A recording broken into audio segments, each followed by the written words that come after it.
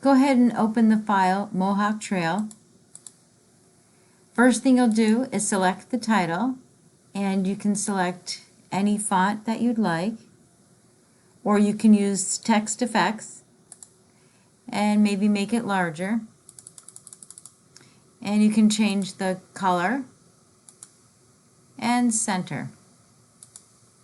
For the address, select both lines, and I would put it in the center and place it in italic. For the date, select the date, and there is a quick insert date. It's under the Insert tab, and it should be the calendar, insert date and time, and the third option, and OK.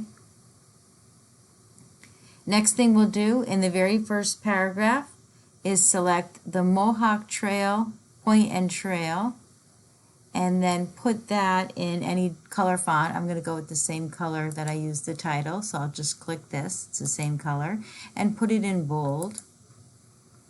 For the items, the attractions, select, place it in alphabetic order, A to Z, sort, and OK. It's already, the default is ascending, and then also put it in the center. The last sentence, see you soon, hold Control and click anywhere, and that'll be the entire sentence, and underline.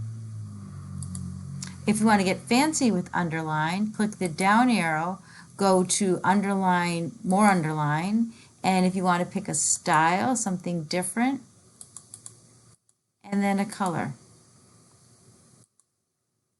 And there's your sample, live preview, and OK. If we were to view this as one page, you'll notice that it's not centered vertically. So again, layout, page setup, dialog box launcher, layout, change the vertical alignment to center. You can go directly to borders and select, whoops, not here, you want art. So make sure it's on page border. And then you can select anything you'd like.